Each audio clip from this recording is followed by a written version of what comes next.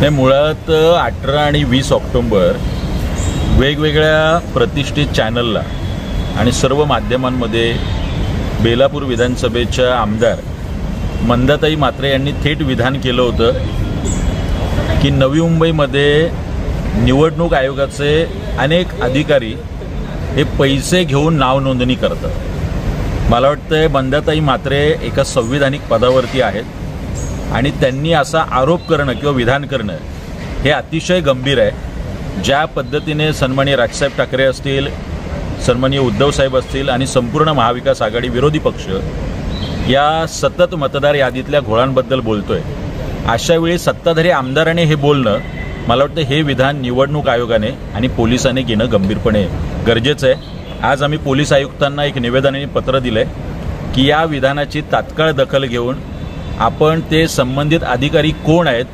त्यांच्यावरती एक FIR करावा, फौजदारी गुन्हा दाखल करावा, त्यांची चौकशी करून त्यांना तात्काळ अटक करावी, अशी मागणी आज आम्ही नवी मुंबईचे पोलीस आयुक्त बारांबे साहेब यांच्याकडे मनसेच्या शिष्टमंडळाने केलेली आहे। आम्ही कोकण विभागीय जे काही निवडणूक निर्णय अधिकारी आहेत त्यांनाही पत्र देणार आहोत। राज्याचे निवडणूक आयुक्त आणि केंद्रीय निवडणूक आयुक्त यांना सुद्धा पत्र आम्ही पाठवलेलं आहे।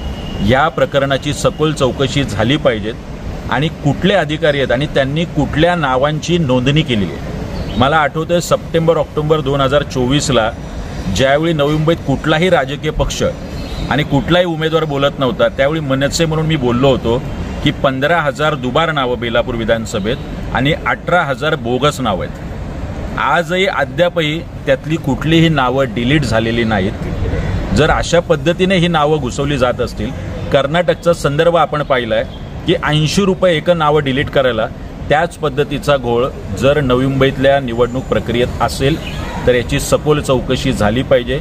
मंदाताई म्हात्रेंनी सुद्धा पोलिसांना त्या चौकशीत संपूर्ण सहकार्य केलं पाहिजे आणि ती नावं पोलिसांना दिली पाहिजे। अशी नावं जर का दुबार असतील तर येत्या निवडणुकीमध्ये किती याचा फटका बसू शकतो? 100% जो सर्वसामान्य कार्यकर्ता काम करतोय, जो आमच्यासारख्या पक्षात काम करतोय, निष्ठावंत आहेत, ज्याच्याकडे साधनांची कमतरता आहे पण तो लोकांमध्ये पोहोचलेला आहे, अशा वेळी जर बोगस नावं इथले दबंग नगरसेवक प्रत्येक मतदार यादी 100-200 नावं घुसवत असतील तर त्याचा थेट फायदा त्यांना आणि सर्वसामान्य कार्यकर्त्याचं मरण होणार आहे।